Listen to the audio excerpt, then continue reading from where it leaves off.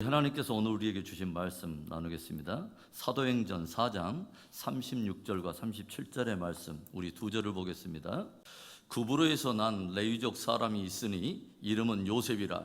사도들이 일컬어 바나바라, 번역하면 위로의 아들이라 하니 그가 밭이 있음에 팔아 그 값을 가지고 사도들의 발 앞에 두니라.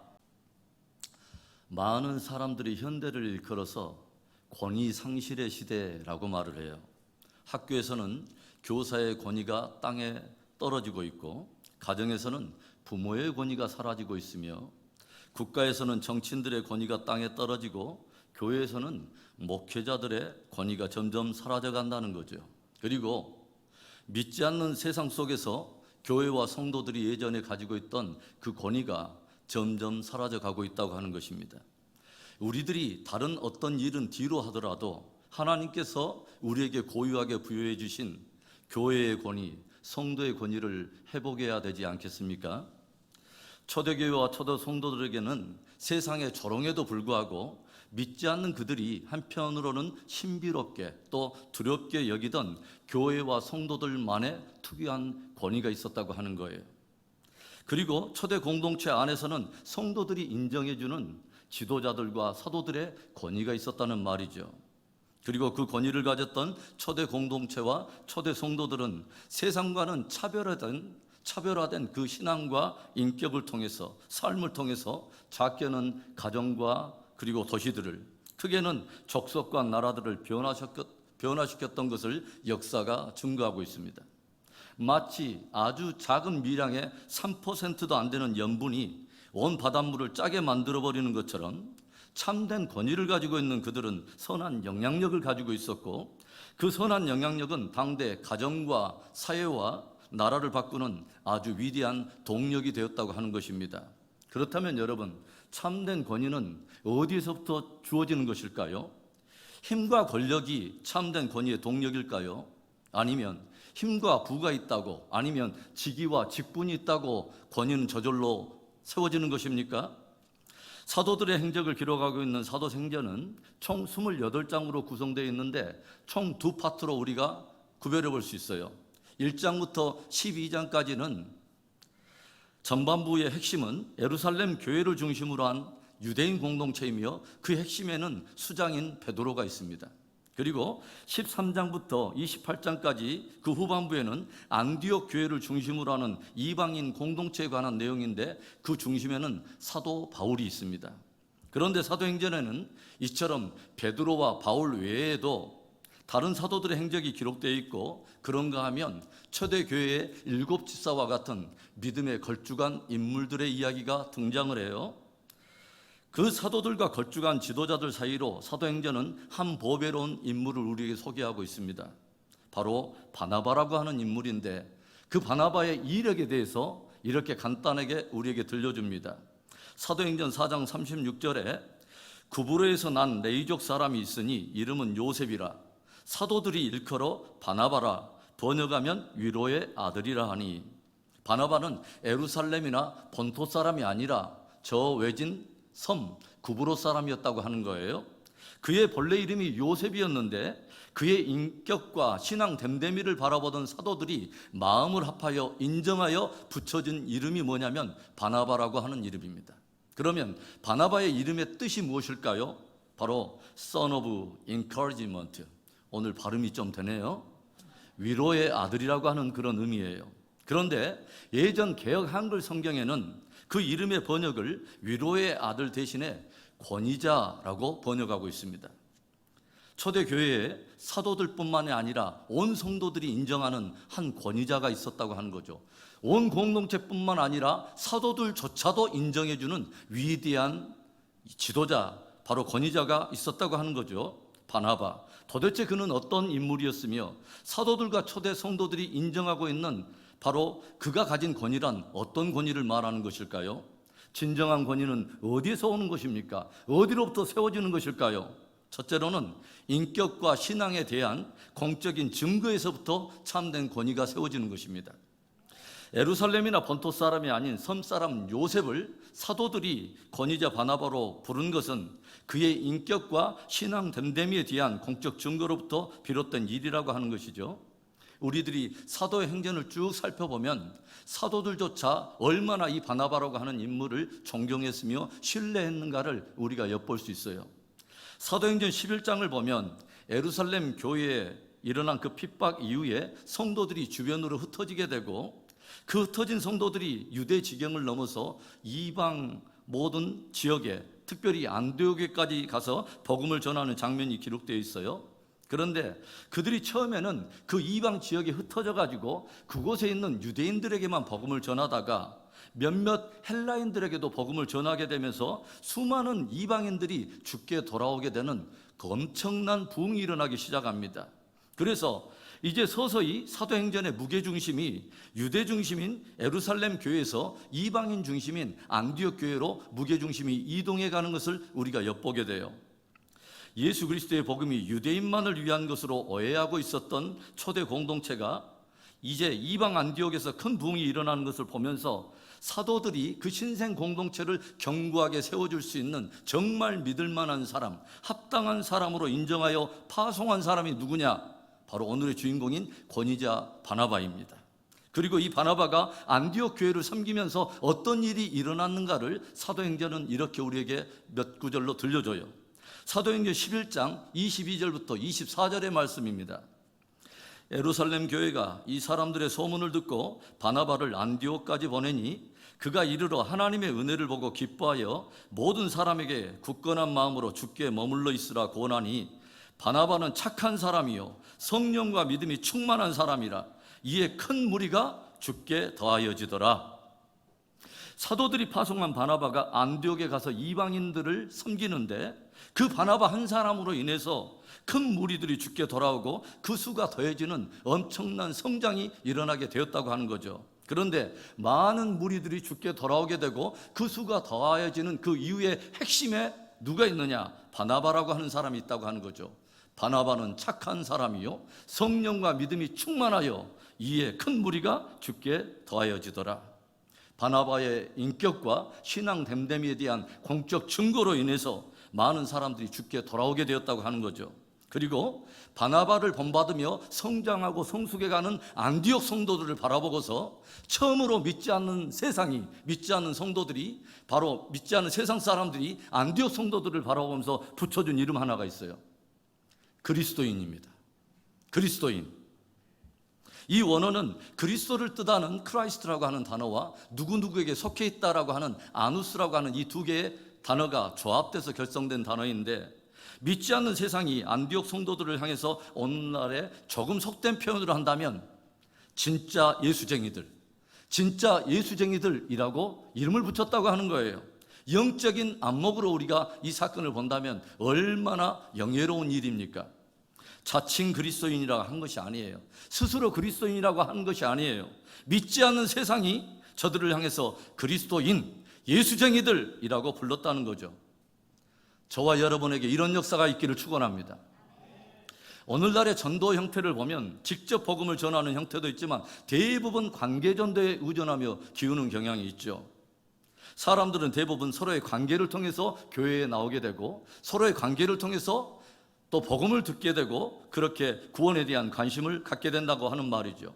그 말은 세상은 성도들에게서 그리스도인다운 향기를 맡게 되기를 기대하고 있고 그 향기를 통해서 교회에 나오고 또 복음을 듣게 된다고 하는 것이죠.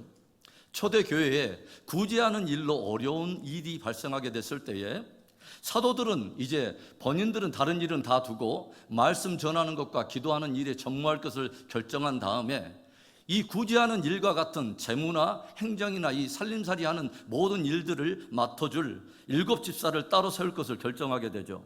그리고 그 7 집사를 세우고자 했던 사도들이 7 집사에 합당한 자격으로 제시한 것이 뭐냐면 바로 이런 조건입니다. 사도행전 6장 3절의 말씀 우리 한 목소리로 읽어봅시다. 형제들아 너희 가운데서 성령과 지혜가 충만하여 칭찬받는 사람 7을 택하라. 우리가 이 일을 그들에게 맡기고 공동체의 살림을 맡을 만한 그런 일꾼된 집사를 세울 만한 그 자격이 뭐냐? 성령과 지혜가 충만한 사람, 그리고 사람들에게 칭찬받는 사람이어야 했다고 하는 거죠.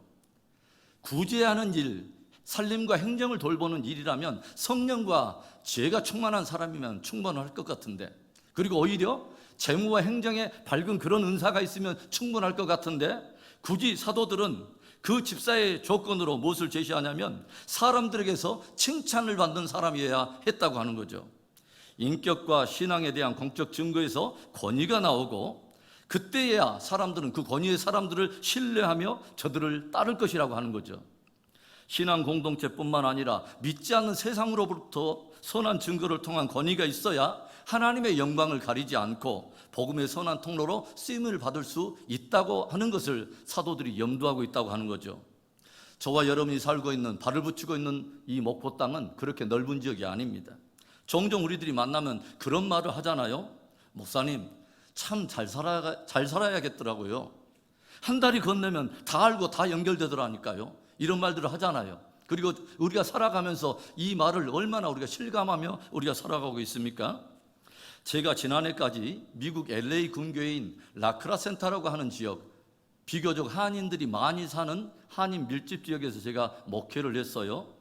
그것에서 목회를 하다 보니까 종종 지역사회에 살고 있는 믿지 않는 분들과도 티타임을 하면서 교제를 나눌 수 있는 기회가 있어요. 그런데 제가 어떨 때 목사로서 제일 기쁘고 보람이 있냐면 그분이 이런 말을 하는 거예요. 아, 목사님, 그분이 목사님 심호하는 교회에 다니세요? 아, 그분이 목사님 다니는 그 교회의 성도시구나. 목사님 좋으시겠어요. 그런 성도를 두고 있는 목사님 얼마나 기쁘세요. 그러면서 자신이 경험했던 혹은 그 자신의 눈에 비춰졌던 그 성도의 선한 일에 대한 증거를 제게 들려줘요. 그러면 제가 말을 하지는 않지만 마음속에 너무 기쁘고 감사함이 넘치고 보람을 느끼게 되더라고 하는 거죠. 그런데 오해는 하지 마세요. 가끔씩 이런 소리를 들어요. 아, 그분이 목사님 다니는 교회 성도세요? 그분이 목사님 심호하시는 그 교회 성도 맞아요? 놀라는 눈빛 뒤로 고개를 설레설레 흔들며 낯빛을 흐리는 분이 있어요. 제가 그 앞에 담담하게는 앉아있지만 마음이 얼마나 무겁고 마음이 불편한지, 얼마나 마음이 아픈지. 우리 주님께서 그를 따르는 제자들에게 복음으로 들려주신 말씀이 있죠. 마태복음 5장 14절부터 16절의 말씀, 너희는 세상의 빛이라. 산 위에 있는 동네가 숨겨지지 못할 것이요 사람이 등불을 켜서 말 아래 두지 아니하고 등경 위에 두나니 이러므로 집안 모든 사람에게 비치느니라. 이같이 너희 빛이 사람 앞에 비치게 하여 그들로 너희 착한 행실을 보고 하늘에 계신 너희 아버지께 영광을 돌리게 하라. 너희 빛을 세상에 비추어서 많은 사람들로 너희 착한 행실을 보고 그 선한 증거들로 인해서 믿지 않는 세상이 하나님을 찬송케 하라. 하나님이 영광 받으시도록 그렇게 하라 라고 하는 말이죠. 우리의 작은 행실 하나하나가 하나님의 영광과 깊이 연결되어 있다고 하는 것입니다. 우리의 작은 행실을 통해서 사람들은 하나님의 영광을 보기도 하고, 저와 여러분의 작은 행실로 인해서 사람들이 하나님께 나아가는 영광의 길을 막기도 하고 그 영광을 가리는 그런 일을 할 수도 있다고 하는 거죠. 나 하나의 삶이 나 하나로 끝나지 않고 내가 속한 가정과 내가 속한 공동체, 더 크게는 하나님의 나라와 연결되어 있다고 하는 것입니다. 종종 아내가 저를 수포에 심부름을 보내면서 참기름이나 라면이나 상추를 사와 달라고 종종 부탁을 해요. 기억할 것은 종종 부탁합니다. 자주는 아닙니다. 그래서 제가 동네 슈퍼에 좀 편한 마음으로 추리닝 바지에다 대충 슬리퍼 신고 집을 나서면 곧바로 쫓아와서 이런 말로 저를 툭 쏴요. 은혜비전교회 대표주자가 그런 복장을 하고 슈퍼에 가면 사람들이 뭐라고 하겠어요? 행여라도 교회 이미지 상하게 되면 안 되니까 조금만 단정하게 입고 다녀오시옵소서 라고 저에게 툭 말을 쏴요. 나 한 사람이 한 사람으로 끝나는 것이 아니라고 하는 거죠. 저와 여러분은요, 크게든 작게든 우리가 속해 있는 가정과 공동체의 대표성을 띠고 있고 우리의 삶의 모습들은 모두가 하나님의 영광과 연결이 되어 있습니다. 바나바는 착한 사람이요 믿음과 성령이 충만한 사람이라. 이에 믿는 사람의 무리가 크게 죽게 더하여지더라. 믿지 않는 세상이 안디옥 성도들을 향해서 그리스도인이라 불렀더라. 신앙의 공동체 안에서 그리고 세상으로부터 그 선한 증거들이 인정을 받아 참된 권위자로 일컬음을 받았던 아름다운 하나님의 사람 바나바가 보여준 그 놀라운 권위, 인격과 신앙 됨됨이에 대한 공적 증거로 주어진 그 아름답고 진짜 참된 권위가 저와 여러분에게 있기를 주의 이름으로 축원합니다. 바나바가 가지고 있는 권위는 어떤 권위일까요? 진정한 권위는 무엇으로부터 주어지는 것입니까? 둘째로는 사람을 향한 성숙한 사랑과 성숙한 섬김에서부터 참된 권위는 세워집니다. 늘 틈만 나면 자리다툼을 하면서 누가 첫째냐, 누가 높으냐, 누가 으뜸이냐 문제 삼으며 논쟁하던 제자들을 향해서 예수님께서 충격적으로 들려주셨던 말씀 하나가 있죠. 마가복음 10장 42절부터 44절의 말씀. 예수께서 불러다가 이르시되 이방인의 집권자들이 그들을 임으로 주관하고 그 고관들이 그들에게 권세를 부리는 줄을 너희가 알거니와 너희 중에는 그렇지 않을지니 너희 중에 누구든지 크고자 하는 자는 너희를 섬기는 자가 되고 너희 중에 누구든지 으뜸이 되고자 하는 자는 모든 사람의 종이 되어야 하리라. 사람들을 임으로 주관한다고, 뭔가 권세를 믿고 힘을 믿고 사람들 위해 군림한다고 저절로 권위가 세워지는 것이 아니라고 하는 거죠. 그리고 그런 권위를 주님께서 우리에게 주시고자 하는 그런 권위는 아니라고 하는 거죠. 오히려 주님께서는 참된 권위는 그런 태도나 행위에서 주어지는 것이 아니라 참된 섬김과 겸손에서 주어진다고 가르쳐주고 계십니다. 그런데 과거에 그렇게 늘 자리다툼을 하고 늘 으뜸되기를 기뻐하며 헛된 권위를 위해 다투던 그 사도들이 초대 공동체의 한 인물에 대해서 모두가 함구무원하며 그 권위를 인정했던 진정한 권위자가 있었다고 하는 거죠. 바로 그 사람이 바나바라는 거예요. 우리는 바나바가 보여주는 놀랍고도 성숙한 섬김과 사랑의 한 일례를 성경을 통해서 우리는 발견하게 됩니다. 사도행전의 전반부의 핵심 인물인 베드로가 초대교회의 수장으로서 유대인으로 구성된 예루살렘 모 교회를 이끌고 있을 때에 하나님께서는 이제 이방인을 위한 구원 계획을 마음속에 염두하시고 한 위대한 인물 하나를 준비하고 계시는데 바로 사도 바울입니다.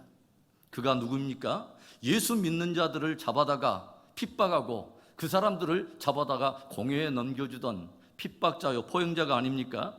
얼마 전까지만 해도 스데반 집사가 순교를 당할 때 그의 죽음은 지극히 마땅하다고 생각했던 그런 인물이죠. 그런데 또다시 그가 그리스도인들을 잡아서 공회에 넘기려고 다메섹으로 들어가는 길목에서 그는 하늘로부터 그를 부르시는 부활하신 예수 그리스도를 만나게 되죠. 그리고 그 자리에서 그는 꼬꾸라져 버리고 맙니다. 주님은 그를 이방인의 사도로 부르세요. 그런데 그가 믿는 자들을 향해서 지금까지 행하였던 그 악독과 그 위협이 얼마나 심했던지, 그가 회심했다고 하는 사실과 하나님께로부터 사도로 부르심을 받았다고 하는 이 사실에 대해서 초대교회는 물론이고 사도들조차 의심하며 그를 받아주기를 꺼려하는 것입니다. 그런데 바로 그때 그의 회심의 진정성과 하나님께로부터 부르신 사도적 부르심에 대해서 바울의 편에서 변호해주며 기꺼이 그의 사역의 길을 열어줬던 사람이 바로 바나바입니다. 사도행전 9장 26절과 27절의 말씀. 사울이 예루살렘에 가서 제자들을 사귀고자 하나 다 두려워하여 그가 제자됨을 믿지 아니하니 바나바가 데리고 사도들에게 가서 그가 길에서 어떻게 주를 보았는지와 주께서 그에게 말씀하신 일과 다메섹에서 그가 어떻게 예수의 이름으로 담대히 말하였는지를 전하니라.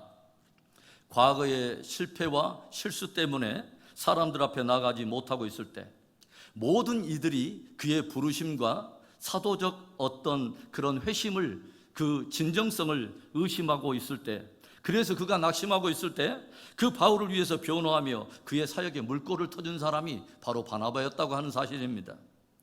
다른 사도들 안에 자칫 옛적에 그들이 즐겨하던 그 반응처럼 누가 높냐, 누가 으뜸이냐 하던 그 잘못된 자세와 태도로 난데없이 등장한 이 신출내기 사도를 향한 질투와 시기도 있었을 것 같지 않습니까? 그런데 바울의 회심과 사도적 부르심을 변호하며 그를 세워주고 있는 그 바나바의 위대한 섬김, 성숙한 섬김을 보고서 예전에 주님이 저들에게 들려주셨던 진정한 권위가 무엇인가를 다시 한번 되새겨보면서 제자들도 이 바울의 권위를 인정하며 그를 받아들인 것은 아닐까요? 바울을 위해 바나바가 보여주는 모습이 얼마나 성숙한 섬김이며 위대한 사랑입니까? 사도행전을 읽어가면서 우리는 이 바나바의 성숙한 섬김과 성숙한 사랑의 빛을 지고 있는 또 한 사람의 인물을 우리가 발견하게 되는데 바로 바나바의 조카인 마가 요한이라고 하는 사람입니다. 사도행전 13장에 접어들어서 하나님께서는 그분의 열방을 향한 선교 전략들을 실행하기 위해서 바울과 바나바를 따로 세우고 저들에게 선교를 명령하시죠. 그런데 이때에 거룩한 저들의 선교 행렬에 기꺼이 합류하여 바나바와 바울을 수종하기 위해서 함께 동참한 사람이 누구냐면 마가 요한입니다. 그래서 조용히 생각해 보면 이것은 삼촌인 그 바나바가 그의 조카인 마가를 데리고 갈 것을 바울에게 적극적으로 요청했던 것으로 우리가 보여요. 그런데 어떤 일이 일어납니까? 그 선교팀이 야심찬 그 비전을 품고서 출발하여 첫 선교 타겟인 아시아 지역에 복음을 증거하기 위해서 그 진입로인 밤빌리아 버가라고 하는 곳에 이르렀을 때에 그의 수종자였던 마가 요한이 그 팀을 무단으로 이탈해서 제멋대로 예루살렘으로 돌아가 버린 그런 사건이 일어나요. 참으로 복되고 야심찬 선교 여행의 첫 출발점에 찬물을 끼얹어 버린 것이죠.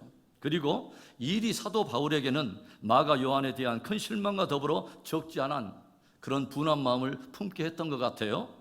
그래서인지 아시아 지역의 모든 선교를 마치고 이제 제2차 선교 여행을 꾸리는 바로 그 시점에서 마가 요한의 일 때문에 바울과 바나바 사이에 큰 갈등과 충돌이 일어난 것을 우리가 보게 되죠.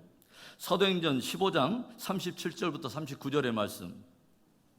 바나바는 마가라 하는 요한도 데리고 가고자 하나 바울은 밤빌리아에서 자기들을 떠나 함께 일하러 가지 아니한 자를 데리고 가는 것이 옳지 않다 하여 서로 심히 다투어 피차 갈라서니 바나바는 마가를 데리고 배 타고 그브로로 가고 1차 선교 여행 때 선교 팀워크에 치명적인 그런 영향을 주었던 어려움을 주었던 마가 요한에 대한 실망과 분이 아직 사그러들지 않고 있는 이 바울과 그래도 2차 선교 여행에 다시 한번 마가 요한을 데리고 가려고 하는 바나바 사이에 큰 논쟁과 갈등이 일어나게 되면서 결국 그 일로 바울과 바나바 사이에 서로 결별하며 서로 따로 선교 여행을 출발하게 되었다고 하는 것입니다. 이 일에 대해서 누가 옳냐 그러냐를 감히 누가 판단할 수는 없어요. 그런데 어느덧 세월이 지나고 우리는 성경을 통해서 이 마가 요한이라고 하는 한 사람이 가지고 있는 보배로운 가치를 우리는 알게 돼요. 사도 바울의 유언과도 같은 디모데 후서를 보면 사도 바울은 점점 자기의 노년에 자기에게 서서히 다가오고 있는 죽음을 직감하면서 디모데에게 쓰는 편지를 통해서 누군가를 그리워하고 있다고 하는 것을 우리가 알게 됩니다. 디모데후서 4장 10절과 11절의 말씀. 데마는 이 세상을 사랑하여 나를 버리고 데살로니가로 갔고 그레스게는 갈라디아로 디도는 달마디아로 갔고 누가만 나와 함께 했느니라. 네가 올 때에 마가를 데리고 오라. 그가 나의 일에 유익하니라. 마가를 데리고 오라. 그가 나의 일에 유익하니라. 마가 요한은 이제 어느덧 성숙한 자가 되어서 사도 바울에게 유익한 자가 되었다고 하는 거예요. 그리고 여러분 베드로 서신을 보면 이 사도 베드로는 이 마가를 뭐라고 말하고 있냐면 내 아들 마가라고 고백하고 있어요. 그러니까 과거의 실패와 미성숙함을 딛고 일어서서 이제 마가는 믿음에 장성하고 성숙한 자가 되어서 사도들과 초대 공동체에 유익한 존재가 되었다고 하는 것이죠. 그리고 무엇보다도 사복음서에 그 가운데 가장 먼저 기록되어 있는 마가복음의 저자가 바로 이 마가 요한입니다. 남은 마태복음, 누가복음, 요한복음은 마가복음의 토대 위에서 기록된 복음들이에요. 그렇다면 모든 후대에 일어난 교회들과 성도들은 이 마가 요한에게 예수 그리스도에 관한 복음의 빛을 지고 있다고 우리는 말할 수 있을 거예요. 그는 이후에 알렉산드리아 교회의 창립자 겸 감독으로서 이집트 전도에 힘을 쓰던 가운데에 트라야누스 황제 때에 박해를 받아 줄에 매어 질질 끌려다니며 고초를 당하다가 결국 불에 던져져 순교를 당했다고 전해져 내려오고 있습니다. 과거의 실패와 실수로 사람들에게 받아들여지지 못하고 그러고 고생을 하고 있던 사도 바울을 위해 그의 회심의 진정성과 사도적 부르심을 변호하면서 그의 사도적 사역에 길을 열어줬던 사람, 티모에게 어려움을 주고 제멋대로 이탈해버린 젊은 마가를 다시 선교 대열에 초대함으로 그가 많은 이들에게 유익한 존재가 되고 위대한 복음서를 집필하여 교회와 또 모든 후대 성도들에게 참된 유익한 존재가 되고 마지막 순교의 제물로 자신을 들여 하나님 나라의 확장을 위해 기꺼이 초석을 내놓았던 위대한 사람 마가 요한, 바로 그에게 회복의 길을 열어줬던 사람이 바나바라고 하는 거죠. 바나바가 없으면 바울이 없는 것입니다. 바나바가 없으면 마가 요한이 없는 것입니다. 저는 그 바나바에 대해서 그냥 사람과 섬김의 사람이라고 말하지 않았습니다. 성숙한 사람과 성숙한 섬김의 사람이라고 소개했습니다. 여러분, 참된 권위가 어디에서 일어날까요? 성숙한 섬김과 사랑으로 많은 이들을 살리고 저들을 유익한 자로 세웠던 바나바가 보여줬던 그 아름답고 참된 권위가 저와 여러분에게 있기를 주님의 이름으로 축복합니다. 바나바가 가진 권위란 어떤 권위일까요? 진정한 권위는 어디에서부터 비롯되는 것입니까? 세 번째로, 하나님을 향한 순종과 헌신에서부터 참된 권위가 세워집니다. 바나바가 성경에 맨 처음 등장하는 바로 그 내용이 오늘 사도행전 4장 36절과 37절인데 다시 한번 우리 함께 읽어보겠습니다. 구브로에서 난 레위 사람이 있으니 이름은 요셉이라. 사도들이 일컬어 바나바라. 번역하면 위로의 아들이라 하니 그가 밭이 있음에 팔아 그 값을 가지고 사도들의 발 앞에 두니라. 바나바가 성경에 맨 처음 등장하는 모습은 거대한 로마 제국으로부터 일고 있는 엄청난 핍박에 직면해 있는 초대 공동체를 위해 그의 밭을 팔아 그 값을 아낌없이 내어드린 헌신의 모습입니다. 그가 가진 모든 그 밭을 팔아서 그 값을 사도들의 발 아래 놓았다고 하는 거죠. 그런데 우리가 성경을 통해서 조명해 보면 바나바가 이렇게 헌신했던 것은 물질로 공동체 위에 군림하려거나 물질로 어떤 자기의 영예를 구하는 그런 헌신이 아니었다고 하는 것을 우리가 알게 되죠. 다만 바나바는 하나님을 사랑하는 사람이었고 하나님 나라를 위해서 아낌없이 그렇게 헌신한 것입니다.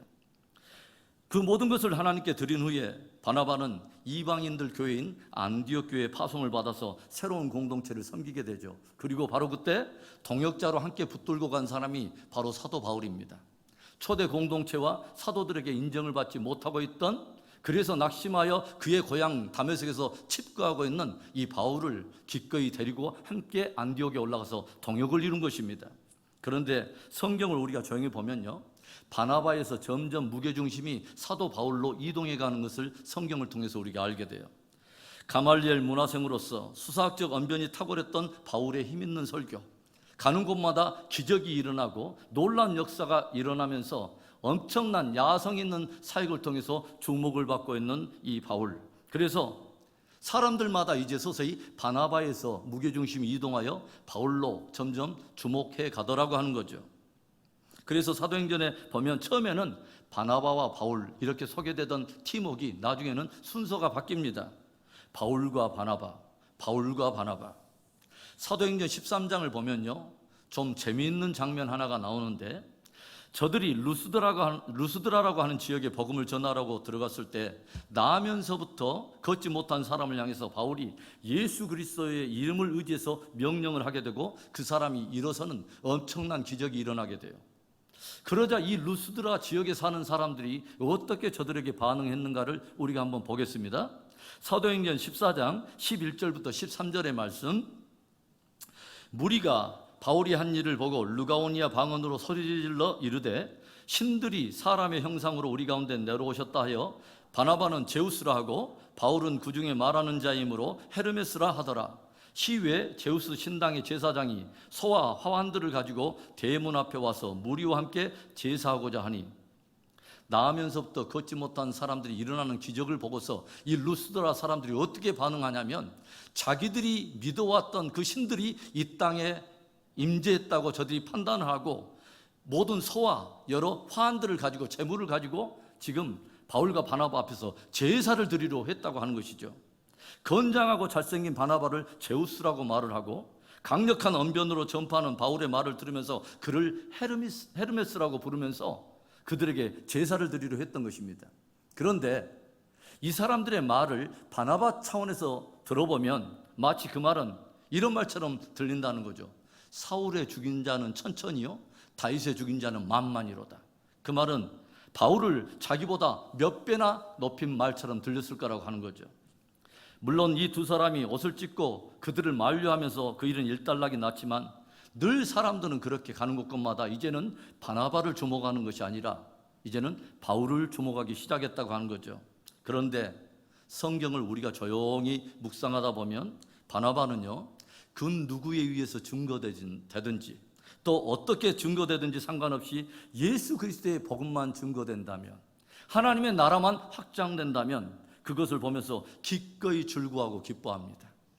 자기가 사람들에게 어떻게 평가받든지 그것은 결코 상관없이 하나님께 순종하며 기뻐하고 하나님의 이름이 높임을 받는 것을 보고 또 하나님의 나라가 확장되는 것을 바라보고 그만이 가지고 있는 숭고한 기쁨이 바나바 안에 있더라고 하는 거예요. 성경은 이처럼 진실로 하나님을 사랑하고 그분께 전적으로 순종하며 헌신했던 바나바에게 최고의 영의 이름을 수여하고 있는 것입니다. 권위자. 초대 공동체를 세우기 위해서 헌신하고 또 남은 모든 삶을 선교 여행을 통해서 아시아와 유럽 각 민족과 족속들에게 복음 전하는 일에 헌신했던 바나바는 후에 자신의 고향인 구브로로 돌아와서 사역하던 가운데 유대인들에게 살해를 당하여 순교를 당하게 됩니다. 성도들이 가지고 있는 참된 권위란 하나님을 진심으로 사랑하는 것과 그 사랑에서 흘러나오는 순종과 헌신에서 참된 권위가 일어나는 것입니다. 바나바가 그리운 시대입니다. 바나바가 있는 공동체, 바나바 같은 동역자가 있는 축복된 팀워크가 참으로 그리운 시대입니다. 오늘 말씀을 듣는 저와 여러분 안에 바나바를 통해서 오늘 주님이 도전해 오시는 그 권위가 세워지고 회복됨으로 인해서 저와 여러분 까닭에 가정이 변하고 공동체가 변하고 시대가 변하는 진짜 부흥이 일어나기를 주의 이름으로 축원합니다.